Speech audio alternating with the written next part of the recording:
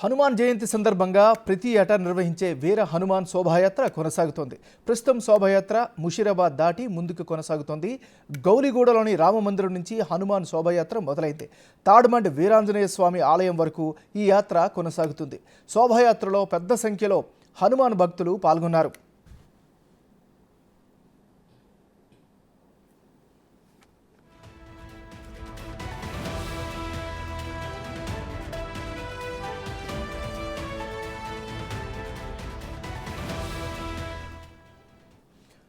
బిడ్డలు మనం అప్డేట్ చూస్తున్నాం. హనుమాన్ జయంతి సందర్భంగా ప్రతి ఏటా నిర్వహించే వీర హనుమాన్ శోభాయాత్ర కొనసాగుతోంది. ఇక ఈ శోభాయాత్రకి సంబంధించి మరింత తాజా సమాచారాన్ని మా రిపోర్టర్ సురేష్ లైవ్లో అందిస్తారు. సురేష్, చెప్పండి, శోభాయాత్ర ఎలా సాగుతోంది, ప్రస్తుతం ఎంతవరకు వచ్చింది, ఎప్పటికీ గమ్యానికి చేరుకునే అవకాశం ఉంది? ఉదయం 11 గంటలకి గౌలిగూడలో ప్రారంభమైన శోభాయాత్ర నెమ్మదిగా కదులుతూ కొద్దిసేపటి క్రితమే ముషీరాబాద్ సర్కిల్కి చేరుకోవడం జరిగింది. ఇక్కడి నుంచి ప్యాట్నీ, అదేవిధంగా సికింద్రాబాద్, బోయిన్పల్లిలోని తాడ్బండ్ హనుమాన్ ఆలయం వరకు కూడా ఈ శోభాయాత్ర కొనసాగనుంది. మనం చూడొచ్చు, ప్రస్తుతం వేల సంఖ్యలో భక్తులు ఈ శోభాయాత్రలో పాల్గొన్నారు. ఎవరికి ఎండ సైతం లెక్క చేయకుండా హైదరాబాదే కాకుండా ఇతర జిల్లాల నుంచి కూడా ఈ శోభాయాత్రని చూడడానికి చాలా మంది రామ భక్తులు, హనుమాన్ భక్తులు పెద్ద సంఖ్యలో పాల్గొనడం జరిగింది. దీనికి సంబంధించి పోలీసులు కూడా భారీ భద్రతను ఏర్పాటు చేశారు.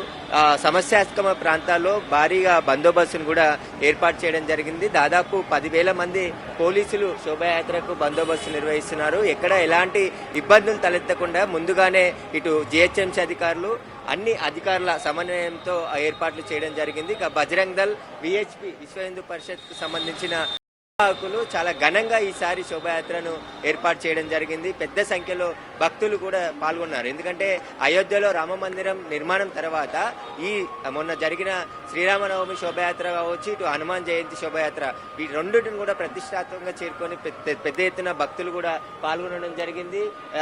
వచ్చిన భక్తులకు ఎలాంటి ఇబ్బందులు తలెత్తకుండా చాలా జాగ్రత్త మంచినీళ్లను, అదేవిధంగా మజ్జిగను, ఎండ తీవ్రత ఎక్కువగా ఉంది కాబట్టి ఈ మంచినీళ్ళ సదుపాయాన్ని ఎక్కువగా ఏర్పాటు చేయడం జరిగింది. ప్రతి ఒక్క 100 మీటర్లకు ఒక మంచినీళ్ళ పాయింట్ ఏర్పాటు చేసి ఎప్పటికప్పుడు వారికి నీళ్లు అందించడం చేస్తున్నారు. మనం ప్రస్తుతం చూడొచ్చు, పూర్తిగా దాదాపు 2 కిలోమీటర్ల మేర ట్రాఫిక్ కూడా జామ్ అయిపోయింది. అంటే శోభాయాత్ర వెళ్లే రూట్ లో ఎలాంటి ట్రాఫిక్ ఆంక్షలు విధించడం జరిగింది. ఎవరు కూడా ఈ రూట్ లో రాకుండా ప్రత్యామ్నాయ రూట్ లో రావాలని చెప్పేసి కూడా మొత్తం 44 జంక్షన్లని ముందుగానే గుర్తించారు. ఆ రూట్లలో శోభాయాత్ర ముందుకు కొనసాగే కొద్దీ అక్కడ ట్రాఫిక్ ని మళ్లిస్తున్నారు పోలీసులు.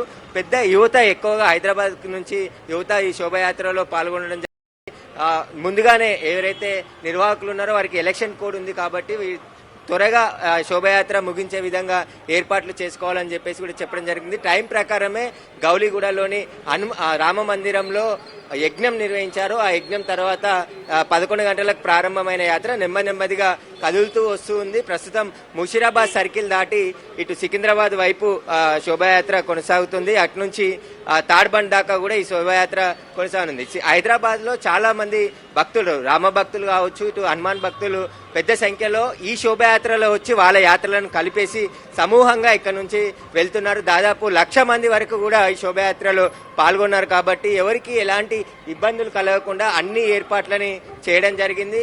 ఏవైతే అతి సమస్యాత్మకమైన ప్రాంతాలు ఉన్నాయో వాటిని ముందుగానే గుర్తించడం జరిగింది. ఎలక్షన్ కోడ్ ఉంది కాబట్టి ఎవరు వివాదాస్పద వ్యాఖ్యలు కానీ, రాజకీయ స్పీచ్లు కానీ ఎలాంటివి ఈ శోభాయాత్రలో ఇవ్వకూడదు అని చెప్పేసి చెప్పడం జరిగింది ముందస్తుగానే.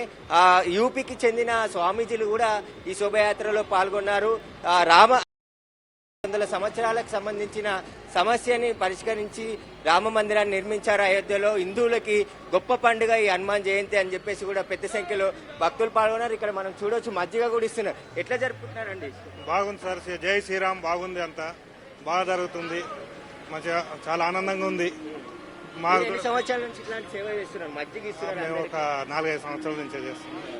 ఇక్కడ మామూలుగా అంతా బాగా ఈ ఏరియాకి ఏ డిస్టర్బెన్స్ లేకుండా చాలా బాగా జరుగుతుంది.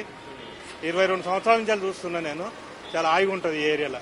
ఈసారి అత్యుత్సాహంగా చాలా మంది భక్తులు పాల్గొన్నట్టు. అయోధ్యలో రామ మందిరం నిర్మాణం అయింది, గొప్పగా హనుమాన్ జయంతి రామ మందిరంతో జరగవచ్చు, లేకపోతే ఏంటంటే మనకు అందరికీ ఎట్లా అంటే బాగుంది అనుకొని చేస్తుండొచ్చు కదా. రామ మందిరం చెబుతూనైనా ఏముంది తెలుగు వాళ్ళందరూ ఒక కట్టు మీద ఉందామని చేస్తున్నారు. Thank you. జై అంటే భక్తులందరికీ కూడా మనం అందరికీ మజ్జిగను అదే విధంగా మంచినీళ్ళను ఏర్పాటు చేస్తున్నారు. ఎక్కడి నుండి వచ్చారండి మీరు? మేము మహిదీపట్నం నుంచి వస్తామండి. శ్రీరాముని భక్తులము.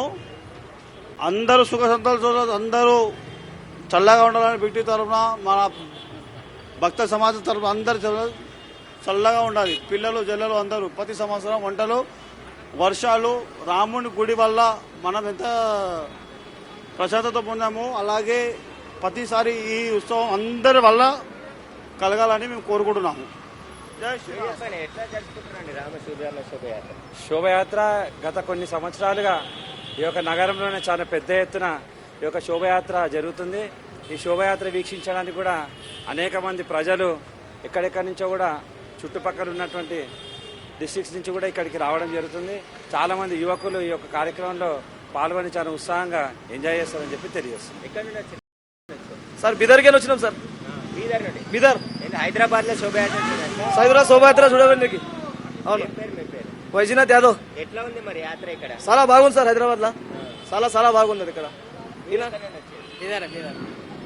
చాలా చూడొచ్చు ఇక్కడ బీదర్ నుంచి కూడా శోభయాత్రలో పాల్గొనేందుకు భక్తులు వచ్చారు. ఇక్కడ హైదరాబాద్ లో జరిగే శోభయాత్ర గత 20 సంవత్సరాల నుంచి కూడా ఈ శోభయాత్ర నిర్వహిస్తున్నారు కాబట్టి ఈసారి కూడా అంతకంటే అంగరంగ వైభవంగా శోభయాత్ర కొనసాగుతుంది. Right, thank you Suresh.